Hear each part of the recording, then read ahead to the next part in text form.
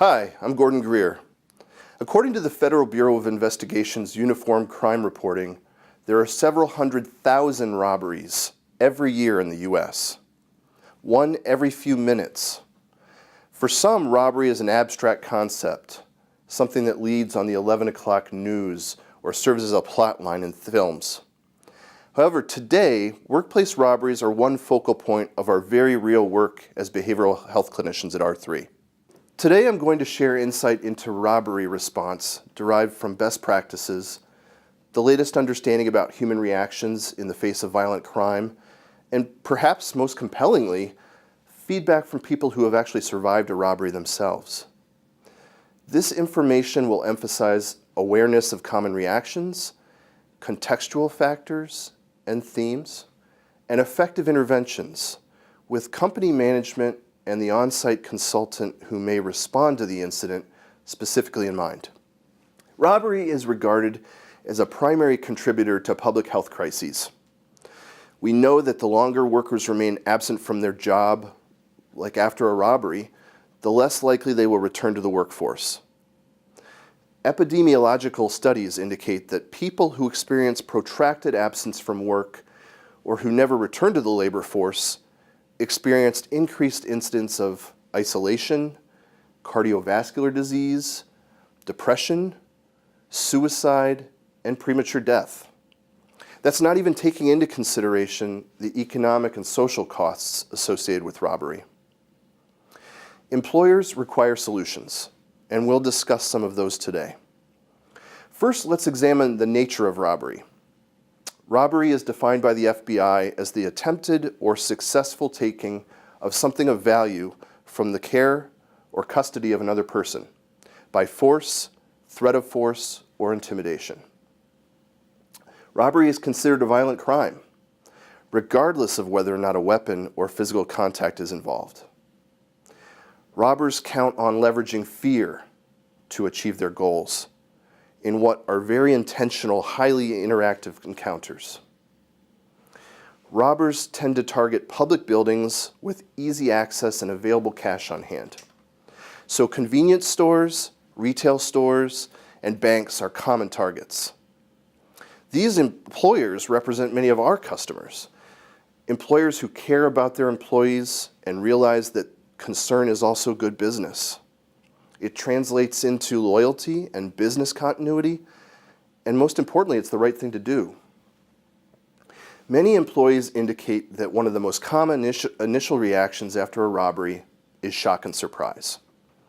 Based on their line of work, they may have always known it was a possibility they could be robbed, but most indicate that they still didn't expect it to happen. I think many of us can relate to that. We know that motor vehicle accidents and gun violence are daily occurrences in some of our communities. But if we pondered that for too long, we may never end up getting out of bed in the morning. We relegate thoughts about our mortality to the back of our mind so we can get up and do what needs to be done. There are some other common reactions that robbery survivors may report during a robbery. Now, bear in mind that every individual will have a unique reaction, sometimes one that surprises even themselves, and sometimes one that is absent of anything notable or discernible. In other words, no reaction. We also really need to be intentional about our language. We never want to be unwittingly or unintentionally leading or suggestive about what people may experience. What I'll routinely say is that everyone is different, and yet it wouldn't be unusual if they experience something like any of the following. Freezing. When we're in a hyper-aroused state, brain function is directed instinctively from the frontal cortex, our rational thinking region of the brain, to our limbic midbrain, our emotional survival region of the brain. In nature, animals instinctively adopt a state of fight, flight, or freeze whenever they feel threatened. Fight and flight receive more notoriety, but freezing is actually often the safest of the options. During a robbery, it is not unusual for an employee to literally report feeling unable to move or unable to remember a simple set of instructions or numbers that would allow them to open a safe or a register. This can result in guilt afterwards.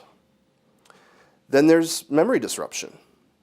Many employees will be amazed when witnesses describe how the employee behaved during the ordeal. Employees may have no recollection of having said or done certain things. This experience can be scary for some and cause some to question their own faculties. Then there's protectiveness. Some employees respond calmly and decisively, whether it's their training, personality, or simply concern for their colleagues.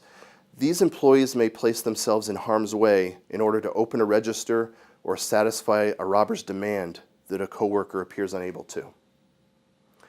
This pattern can continue well after the robbery and even be generalized to other people in the employee's life. This is admirable, and yet it can contribute to a feeling of over-responsibility. To be clear, this is not an exhaustive list of reactions. How about after the robbery? Following a robbery, these are some of the most commonly reported reactions, and some things that are typically helpful. When a robber exits the premises, many employees describe collapsing, crying, or shaking. It's as if their bodies remained composed only as long as was necessary, and once the perpetrator departed, they could feel safe enough to fall apart. Sometimes these visceral reactions can be upsetting for some coworkers to witness. Tremors and involuntary movements can continue for hours. Seeking out physical comfort is often one of the most helpful things someone can do. Another common reaction is rumination. Employees may report having a series of intrusive thoughts and images about the robbery that replay in their mind. One specific form of this is the litany of questions about what might have happened that can take on a life of their own. It is helpful to encourage employees who ruminate to avoid the natural temptation to resist the thoughts. Resistance tends to only exacerbate them. It's preferable to acknowledge that the brain is doing its job to keep you alive, and concede that the thoughts and images that are designed to prepare you for future contingencies are rarely welcome. Attributing the thoughts to adaptive brain functioning and diverting your attention in other directions is recommended. For some, the restlessness may complicate sleep and restoration. Seeking out things that are familiar is helpful. Simple rituals like locking a door may offer relief. And if sleep is elusive, it is recommended that you get up after 20 minutes and try to do something low-key before trying again. And lastly, some experience moral outrage. What is the world coming to? This person robs me and comes away with a lousy $60. It is not usually productive to try to challenge these valid perspectives, but rather direct their attention to the positive aspects of life when they are ready to consider them. Before we get to some of the best practices for employers, let's put robbery into its proper context. There are certain aspects of a robbery that can be instructive in guiding support and helping to assess which employees might require additional help. Again, everyone has different reactions after a robbery, so don't presume need. Here are 12 of these contextual factors, but bear in mind that these are only considerations. First, presence and connection. It is important to determine who was present at the robbery. Those who were present and who saw, smell, or heard any portion of the event might benefit from receiving additional support from the employer. Additionally, coworkers who perhaps weren't actually present for the robbery but who have a strong bond with those who were could also be included in this category. Another consideration is proximity. How close did the robber get to the employee, and was touch involved? Touch can amplify experience. Also, how proximate is the employee's residence to the store, and does the employee suspect that the robber lives in the vicinity? Another consideration is weapon involvement. If a weapon was used, was it pointed at anyone? Was it a weapon that implies more personal or savage violence, like a knife, or a large weapon like a shotgun? Another consideration, threats and crude comments.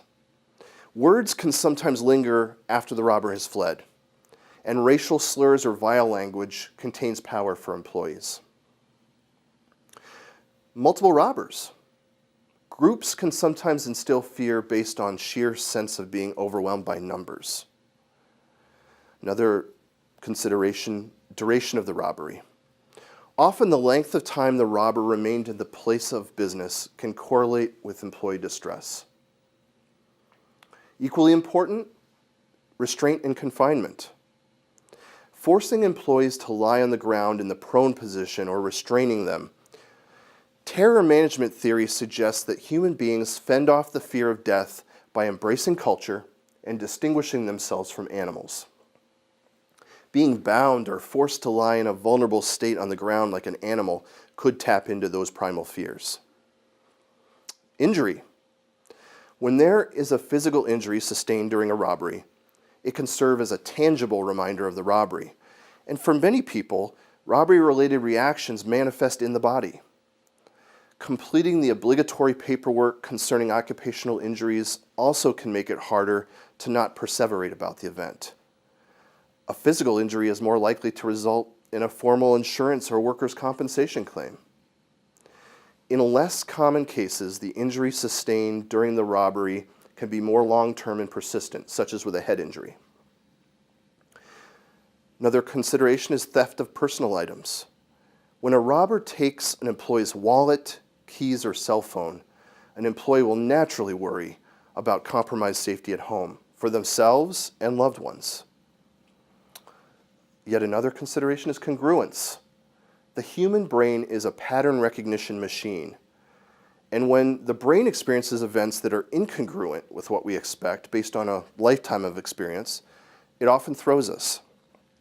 This is pertinent when it comes to an employee's surprise, pleasant or otherwise, with how they reacted or surprise in how the robber behaved. For example, a robber who was extremely polite or fumbling during the robbery may elicit conflicting dread, reassurance, or pity, depending on the employee. Perceived danger. Some research, actually quite a bit of research, indicates that the variables of perceived helplessness and perception of the risk of death and serious injury to self and others have the most pronounced correlation with distress following a robbery. And then last but not least, response of the employer. How an employer responds to a robbery and how they interact with their employees is crucial. Timely, authentic expression of concern, coupled with flexibility and guidance, can mitigate the impact of a robbery in the short term. And this response improves outcomes when it comes to workplace stability and retention in the long run. So now that we've established what some of the common reactions and possible implications can be for robbery survivors, let's get to the good news. Human beings are amazingly and naturally resilient. Regardless of how far we're stretched, we have an uncanny capacity for returning to our previous shape before the robbery. We also have the ability to take it a step further and even grow from such experiences. Here are some things that members of management can do to help employees following a robbery. Be visible and present. Employees will often indicate that they felt most supported when management expressed concern and sadness for what happened and followed up with them. Conversely, suggestion that the employee made an error or that the employee's safety is not the primary consideration results in feeling disregarded. Then there's guidance. It is also helpful to lead employees when they may need it most. Something as simple as directing employees away from the scene of a crime and any physical reminders of the robbery. It can be helpful to regroup and remind one another that everyone is accounted for and safe. Support may also include being with employees during and after interviews with law enforcement, if it doesn't cause them to feel uncomfortable or appear to interfere with the investigation. That support is sometimes appreciated because some employees have complicated history with law enforcement and can experience amplified guilt after being asked pointed questions. Planning. Before employees head home following the robbery, it is useful to discuss a plan for how the employee will take care of themselves. It is often useful to plan to be around other people and simple gestures like walking an employee to their car can make a big difference. Many employees appreciate not having to decide things like when and how they're going to return to work immediately following a robbery. It can be useful to let an employee go home and check on the employee the next day. Conversations about return to work need to be carefully worded so that the message the employee receives is that their welfare is of paramount concern. Also important is flexibility. When employers are flexible with employees, it often translates into long-term loyalty and sustainable return to work. Flexibility might mean being open to temporarily modifying work duties and expectations and granting brief, limited time off. It's important to remember that employees may not actually experience any change in their performance, and some could even experience improved performance, finding solace in occupational therapy in their work. But some employees may be more apt to make procedural errors or find the emotional labor involved with work exhausting, put up a wall with customers. Flexibility can help here. One of the drivers of workplace productivity is perceived fairness. According to the social psychological phenomenon known as the ultimatum game, human beings value fairness so much that if they feel that they are being treated unfairly, they will act in direct opposition to their best interests rather than end up on what they may see as the wrong end of an unfair exchange. In other words, many employees are willing to resign rather than be treated in a manner they deem unfair, even if it hurts them and their family. Attrition and employee observation of coworkers being treated unfairly hurts everyone. Now let's look at how the behavioral health consultant who is called upon to provide on-site services after a robbery can best support management, the work group, and its employees. Here are some important things to remember. As I mentioned earlier, keep in mind that we should not make assumptions about what kind of reactions employees will experience and report. I have spoken to employees who were in the back of a store during a robbery who were deeply moved by the experience, and others who were in the middle of a violent robbery but emerged more or less intact and even finished their shift. It's important not to introduce terms like crisis or trauma because they're loaded words and not helpful. It's even important not to appear surprised or horrified when listening to their stories. We need to expect resilience. Another important consideration is how we say what we say. Sometimes the manner in which we speak is more important than what we say. We have the ability to use our voice as a clinical instrument and be a calming influence. We should avoid making anyone feel that their participation is required.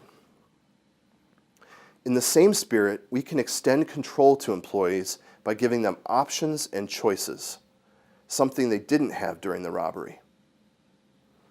One of the most important things we have to offer is education. That's what a consultant does. Provide information that an individual can use or not as they see fit. Providing information about reactions, how the mind and body work, and eliciting dynamic exchange between coworkers about coping, care, and resilience is invaluable and pays dividends long after the consultant has left. A consultant is well served to describe potential reactions by explaining them using a third-party referent. For example, some people experience difficulty falling and staying asleep. Instead of trying to counteract reactions described by employees, it is more useful to place the reactions in context of how our nervous systems, the same ones that remain largely unchanged since we were Neanderthals, influence behavior. We can give them tangible things to do. We can acknowledge that they may be considering how many things remain unknown and seem outside of their control. But we can help them make a list of the things they do know and that are in their control, such as their attitude, who they love, and what beliefs they espouse. Lastly, we have the potential to sidestep situations in which we could inadvertently put our foot in our mouth. Often in responses after robberies, there are questions or conclusions made about how preventable the robbery was and if there's any fault. Caution is important here.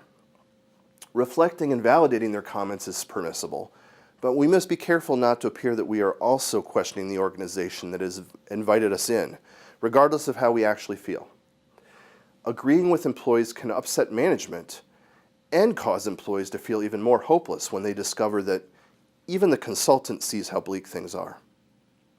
As a consultant, we leave this situation, but the dynamics of employee-management relations continue long after we're gone. I've covered just some of the most important aspects pertaining to robberies and responding well to them. It's important work. Done well, most employees return to productivity and a sense of wholeness. These are things that can be implemented by employers and consultants who respond to events in the workplace. Thanks for tuning in and caring about people and organizations impacted by robbery.